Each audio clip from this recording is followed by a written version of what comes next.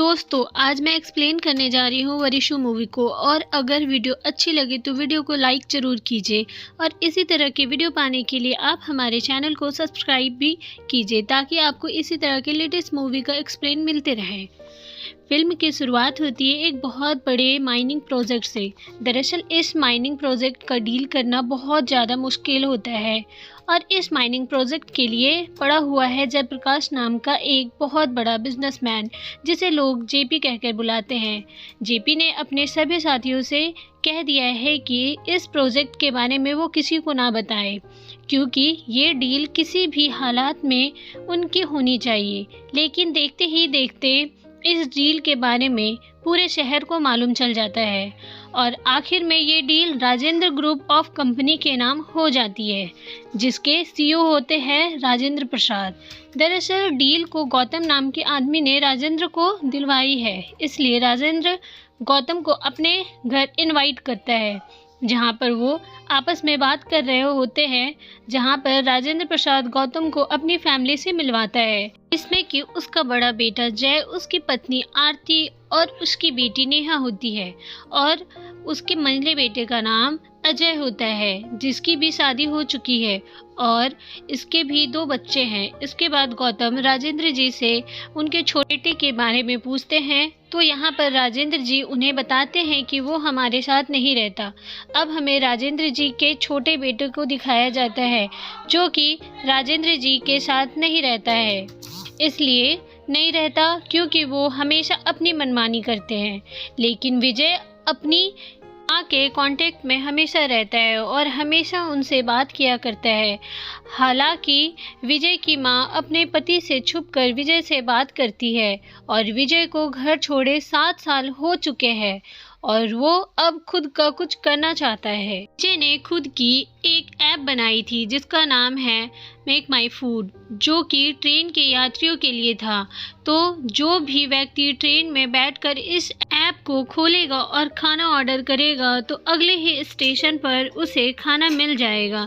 लेकिन इस ऐप के लिए उसे बहुत सारे पैसे भी चाहिए थे, जो कि उसके पास नहीं थी। उसके बाद कहानी शिफ्ट होती है 7 साल पीछे और यहाँ पर हमें बताया जाता है कि आखिर विजय ने घर क्यों छोड़ा। राजेंद्र प्रसाद के 3 बेटे हैं और उनमें से 2 बेटे हमेशा राजेंद्र प्रसाद की बात मानते हैं, लेकिन विजय राजेंद्र प्रसाद की कोई भी बात नहीं मानता है क्योंकि वह खुद का कुछ करना चाहता है। लेकिन राजेंद्र प्रसाद चाहते हैं कि अपने 2 बेटों की तरह विजय भी उनके साथ बिजनेस में हाथ बटाए, लेकिन इसके लिए विजय साफ मना कर देता है, तो राजेंद्र प्रसाद उसे घर से बाहर निकाल देते हैं। अब कुछ दिन बाद राजेंद्र प्रसाद का जन्मदिन आता है, तो वो 60 साल के होने वाले थे, इसलिए उनकी पत्नी सुधा उनका जन्मदिन मनाने से पहले एक पूजा कराने के लिए कहती है, लेकिन इसके लिए राजेंद्र प्रसाद साफ मना कर देते हैं क्योंकि उन्हें मालूम है कि इस पूजा के लिए वो विजय को भी बुलाएगी, इसलिए पूजा के लिए वो मना कर देते हैं। जिसके बाद ऑफिस में मीटिंग का सीन दिखाया जाता है। दरअसल कोई टेंडर निकला है और राजेंद्र प्रसाद चाहते हैं कि ये टेंडर भी उन्हीं के नाम हो, लेकिन जेपी भी इस टेंडर के पीछे पड़ा है, इसलिए राजेंद्र प्रसाद अपने दोनों बेटों से कह देते हैं कि उन्हें ये टेंडर किसी भी कीमत पर चाहिए। जिसके बाद उनका दोस्त उनके पास आता है और यहाँ पर वो राजेंद्र प्रसाद को बताता है कि वो बहुत ज़्यादा बीमार है। दरअसल राजेंद्र प्रसाद को 4th स्टेज का कैंसर होता है और अब उनके पास 8 महीने ही होता है। और ये सुनने के बाद तो राजेंद्र प्रसाद की पैरों तले ज़मीन खिसक जाती है, तो वो तुरंत ही अपनी पत्नी सुधा के पास जाते हैं और उससे कहते हैं कि तुम जो पूजा कराने की बात कह रही थी उसे करवा लो और विजय को भी बुलवा लो। तो सुधा बिना कोई देर किए हुए विजय को कॉल करती है और तुरंत ही अपने घर आने को कहती है। लेकिन विजय अकड़ू था, वो उनकी बात नहीं मानता था क्योंकि उसे घर छोड़े 7 साल हो चुके थे। लेकिन अपनी माँ के कहने पर विजय को अपने घर आना ही पड़ा। घर आने पर वो देखता है कि घर का बहुत ज़्यादा बुरा हाल था। बाहर से भले ही ये परिवार एक खुशहाल परिवार और जॉइंट फैमिली दिखती थी, पर ऐसा कुछ नहीं था। धीरे धीरे करके इस घर का पोल भी खुलना शुरू हो जाता है, जिसमें कि एक पार्टी में बड़े बेटे जय के बारे में पता चलता है कि उसका किसी और पराई स्त्री के साथ अफेयर है, और मंझले बेटे के बारे में मालूम चलता है कि उसने किसी इंसान से 400 करोड़ रुपए का कर्जा लिया था और अब ब्याज के सहित वो 550 करोड़ का हो चुका है। और दूर से ये सब कुछ जेपी देख रहा था और उनके ये सारे प्रॉब्लम्स को पूरी तरह से समझ चुका था। जिसके बाद ही एंट्री होती है फिल्म की हीरोइन रश्मिका की। का फिल्म में भी नाम रश्मिका ही होता है। रश्मिका आरती की बहन है और यहाँ पर उसे भी मालूम होता है कि जय का किसी और के साथ संबंध है, इसलिए आरती से वो मिलने के लिए आती है।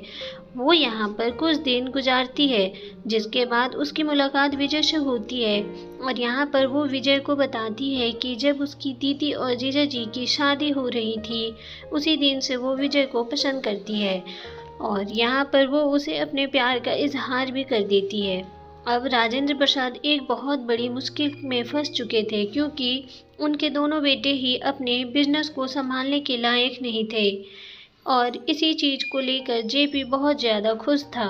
और राजेंद्र प्रसाद की कंपनी से कुछ टेंडर के डाटा भी लीक हुए थे और जेपी के द्वारा उन्हें पता चलता है कि ये डाटा दरअसल राजेंद्र प्रसाद के मंझले बेटे जय ने किया था। ये सुनकर राजेंद्र प्रसाद पूरी तरह से दंग रह जाते हैं। तो अब इस कंपनी को चलाने के लिए राजेंद्र प्रसाद के दिमाग में एक ही सच था और वो था विजय, क्योंकि विजय ही वो आदमी है जिसने कभी तक राजेंद्र प्रसाद को धोखा नहीं दिया। उसके बाद राजेंद्र प्रसाद जब अपने बेटे विजय से कहते हैं कि क्या वो बिजनेस को संभालेगा, जिस पर विजय तुरंत ही मना करके सीधा घर को छोड़कर जाने लगता है। लेकिन बीच रास्ते में राजेंद्र प्रसाद का दोस्त विजय को मिलता है और विजय को बताता है कि राजेंद्र प्रसाद को 4th स्टेज का कैंसर हो गया है और अब उनके पास सिर्फ 8 महीने ही बचे हैं। ये सुनने के बाद तो विजय की पूरी तरह आँख खुल जाती है और वो घर वापस आ जाता है और अपने पिता से कहता है कि वो बिजनेस को ज़रूर संभालेगा और आज के बाद वो घर को छोड़कर कभी नहीं जाएगा। और फिर अगले ही दिन से विजय ऑफिस के लिए निकलता है, जहाँ पर वो ऑफिस के सारे काम को भी संभालने लगा था। और जब ये बात जय और अजय को मालूम पड़ती है तो वो पूरी तरह से बौखला जाते हैं, क्योंकि उन्हें ऐसा लग रहा था कि आगे चलकर बिजनेस को हम चलाएंगे।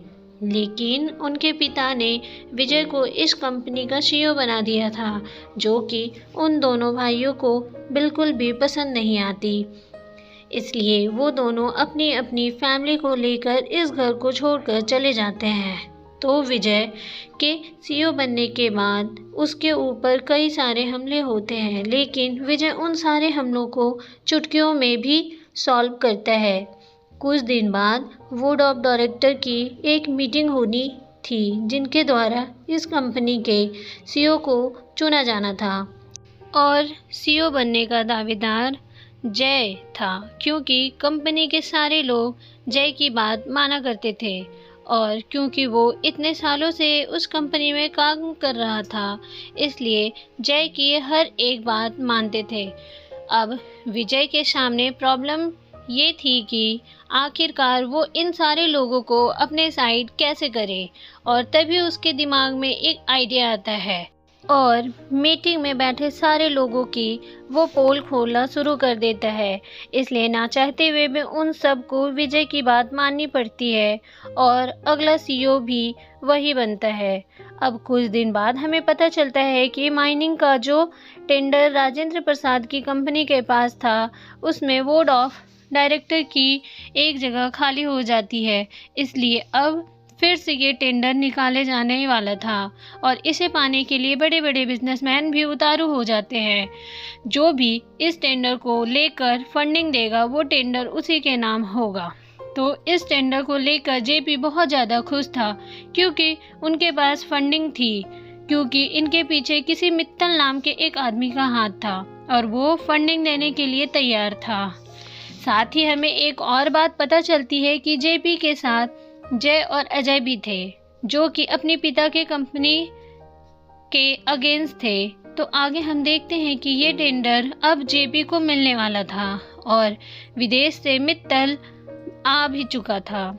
यहाँ पर मिस्टर मित्तल जेपी को बताते हैं कि ये पैसे वो नहीं दे रहा बल्कि उनके बॉस दे रहे हैं और वो भी मेरे साथ आए हुए हैं और वो बॉस कोई और नहीं बल्कि विजय ही होता है। दरअसल ये सब कुछ विजय ही कर रहा होता है। उसे मालूम था कि ये सब लोग मिस्टर मित्तल के भरोसे है, जिसके बाद ये टेंडर विजय और उसकी कंपनी के हाथ लग जाती है, जिसके बाद ये माइनिंग कंपनी फिर से चालू हो जाती है और काम धुआंधार तरीके से शुरू हो जाता है, जिसमें कि विजय अपने साथ सारे वर्कर्स का पूरी तरह ध्यान रखता है और जेपी एक बार फिर से हार जाता है। आगे हम देखते हैं कि जय की बेटी नेहा गुम हो जाती है और उसे ढूंढने के लिए पुलिस वाले भी पड़े हुए हैं। वो काफ़ी ढूंढते हैं लेकिन उन्हें नेहा कहीं भी नहीं मिलती, जिसके बाद नेहा की फ्रेंड से पूछताछ की जाती है तो उन्हें पता चलता है कि वो किसी लड़के के साथ गई थी, जिसके बाद वो उस जगह के सीसीटीवी फुटेज को चेक करते हैं तो उन्हें पता चलता है कि आखिर नेहा कहाँ पर है।